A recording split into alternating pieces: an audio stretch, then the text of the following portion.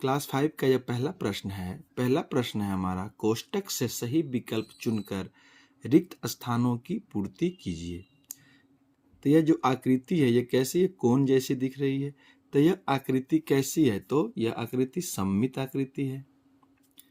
एक घन में कितने सतह होती हैं? तो एक घन में, घन का मतलब हो गया, जैसे आप लूडो खेलते हैं तो उसमें जो उसका पासा होता है वह कैसा होता है? घन होता है, ठीक है, वो घन जैसा होता है। तो उसमें देखते हैं कितने सतह होता है, तो जितने नंबर होते हैं उतने सतह होता है। तो कितने नंबर उसमें होते हैं? 1 से 6 तक, तो 6 सतह। यह एक कैसी आकृति है? तो देखिए यह एक खुली आकृति है, क्योंकि यह बंद नहीं है। अगर इस स्थान पर कोई चीज है तो यह इस तरह से बाहर निकल सकती है, इससे बाहर निकल सकती है। तो यह कैसी है? खुली आकृति है।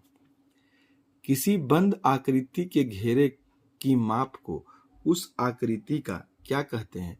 जैसे किसी बंद आकृति के घेरे की माप, जैसे देखिए यह एक बंद आकृति आपको दिखाते हैं। यह एक बंद आकृति है। देखिए चारों तरफ से क्या है? यह बंद है, सारा बंद है। बंद है तो किसी बंद आकृति के घेरे की माप, जहां से यह बंद हुआ है, यह बॉर्डर जो होता है इसका क्या होता है? किसी भी आकृति का क्या होता है? परिमाप होता है, ठीक है। एक बंद आकृति द्वारा घेरे गए क्षेत्र की माप उसका क्या कहलाता है? देखिए यह आकृति है, यह बंद है, तो इसके अंदर का जो माप होता है वह क्या कहलाता है? क्षेत्रफल कहलाता है, ठीक है। चलिए नेक्स्ट में चलते हैं। दूसरा है, सही के सामने सही एवं गलत के सामने गलत का निशान लगाइए। जिस तल के अनुसार काट कर सममित आकृतियां प्राप्त होती है वह सममित तल कहलाता है। तो हाँ। एक घन में शीर्षों की कुल संख्या 6 होती है। तो नहीं। एक घन में कितने शीर्ष होते हैं? 8 शीर्ष होते हैं। मीटर जो है वह भार की इकाई है। नहीं, मीटर भार की इकाई नहीं है।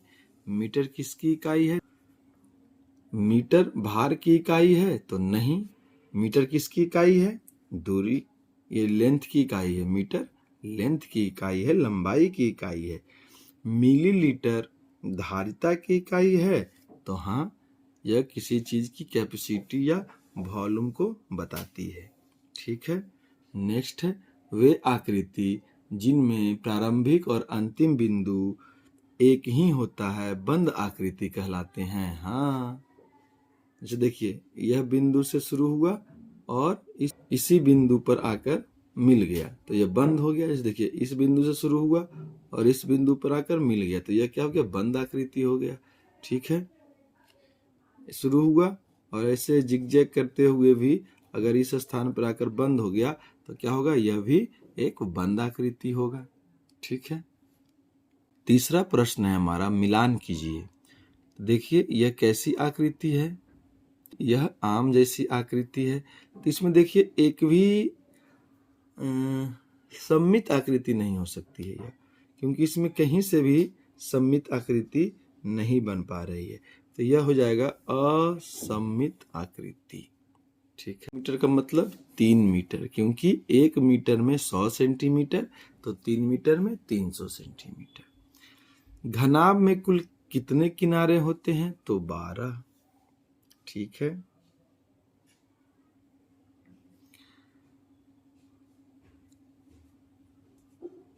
यह देखिए आकृति है आयताकार, तो यह इसमें अगर इस तरफ से एक लाइन खींचे सिमेट्री, तब भी यह सममित रेखा हो रहा है।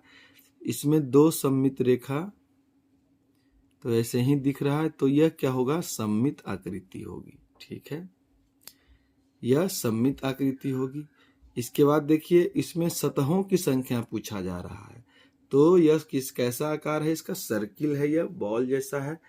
तो इसमें सतहों की संख्या 1 होगी। कितने सतह होंगे? 1 होंगे, ठीक है।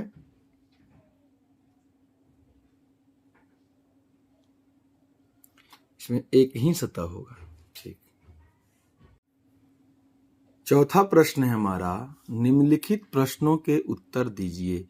एक चौक के डिब्बे को खोलने पर कैसा दिखेगा? एक चौक का डब्बा जब हम खोलेंगे तो कैसा दिखेगा? तो चौक का डब्बा आमतौर पर एक घन होता है, ठीक है, क्यूब के आकार का होता है। जब इसे खोला जाएगा, ठीक है, तो यह 6 वर्गाकार फलकों के रूप में दिखता है।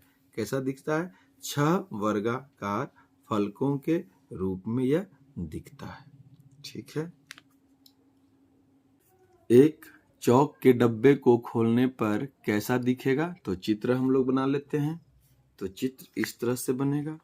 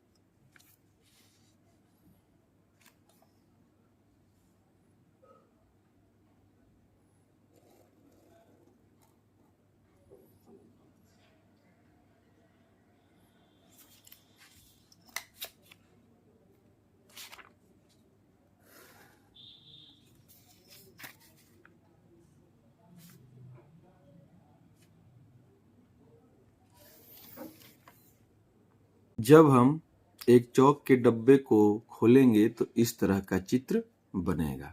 चौथा का यह आंसर होगा, ठीक है। चलिए नेक्स्ट में चलते हैं।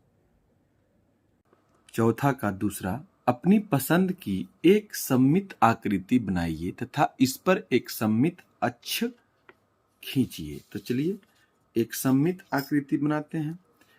एक सममित आकृति हम इस तरह से बना सकते हैं। एक त्रिभुज भी एक आकृति है। इसे भी हम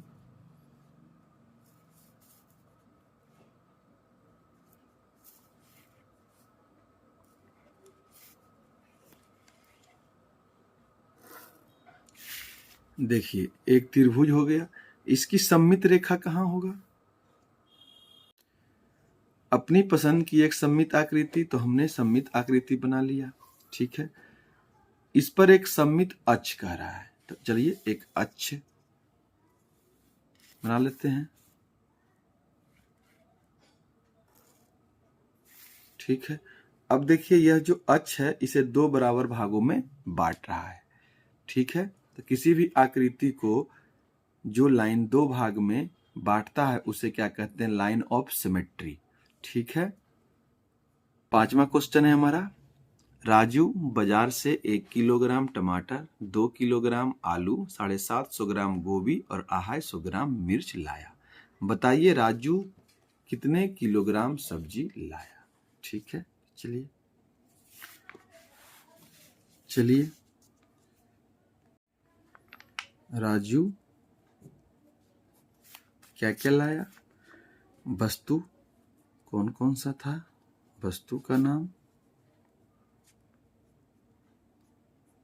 और इधर वजन, वस्तु की वजन, वस्तु का भार। वस्तु का नाम क्या था? टमाटर। कितना लाया? 1 किलोग्राम।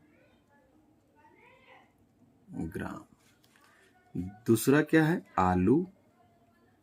कितना लाया? 2 किलोग्राम। ग्राम। गोभी लिया है, गोभी कितना है? 750 ग्राम। इसके बाद मिर्च है, मिर्च कितना है? 250 ग्राम। ठीक है, अब इसे हम जोड़ लेते हैं। 1 किलोग्राम में कितना होता है? 1000 ग्राम। ठीक है, टमाटर। 2 किलोग्राम आलू तो 2000 ग्राम। इसके बाद 750 ग्राम गोभी है। इसके बाद 250 ग्राम मिर्च है। अब इसे जोड़िए। 0 0 0 5 5 10 7 2 9 बाकी 1 10 बाकी हाथ में 1 2 1 3 और 1 4। तो 400 ग्राम कुल वजन की वस्तु इन्होंने खरीदा। 4000 ग्राम का मतलब 4 किलो ग्राम। तो राजू कितने किलोग्राम सब्जी लाया? तो राजू ने 4 किलोग्राम सब्जी लाया। ठीक है, चलिए नेक्स्ट में चलते हैं। एक आयताकार खेत की लंबाई 20 मीटर और चौड़ाई 10 मीटर है। ठीक है, तो कह रहा है इसके चारों ओर तार का घेरा लगाना है। तो कुल कितना लंबा तार उपयोग में आएगा? ठीक है, तो चलिए बनाते हैं। तो सबसे पहले एक आयत बना लेते हैं। ठीक है, आयत कैसा होता है देख लीजिए।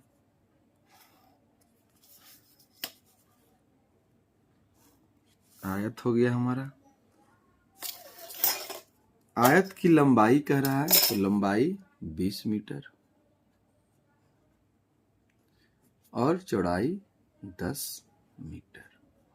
10 मीटर। जैसा कि आप जानते हैं, आयत की आमने सामने की भुजा क्या होती है? बराबर होती है। अब देखिए कह रहा है एक आयत की लंबाई 20 मीटर है और चौड़ाई 10 मीटर है। तो उसके चारों ओर तार का घेरा लगाने के लिए कुल कितना लंबा तार उपयोग में आएगा? तो मान लिया जाए कि तार का घेरा इस स्थान से लगाना हम शुरू करते हैं और चारों तरफ से लगाते हुए इसी स्थान पर आते हैं। तो कितना लंबा तार लगेगा?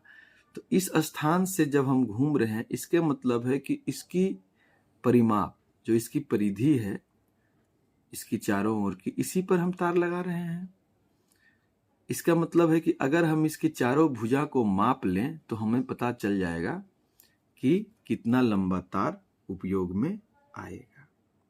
ठीक है, चलिए इसे इस तरह से बनाते हैं। ए बी सी और डी। तो ए से बी तक की लंबाई कितनी है? 20 मीटर।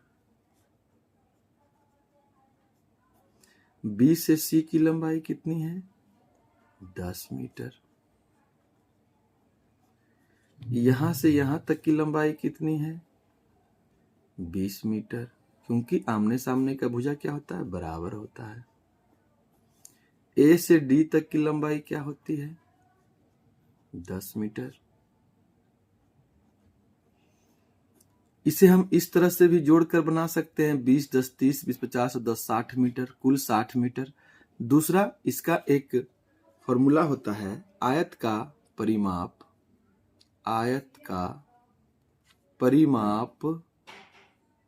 बराबर 2 × L + B।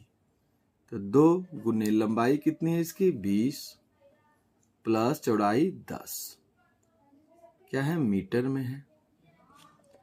तो 2 गुने 20 और 10 30 मीटर, तो 60 मीटर हो गया। तो कुल कितना लंबा तार उपयोग में आएगा? तो इसका आंसर होगा घेरा लगाने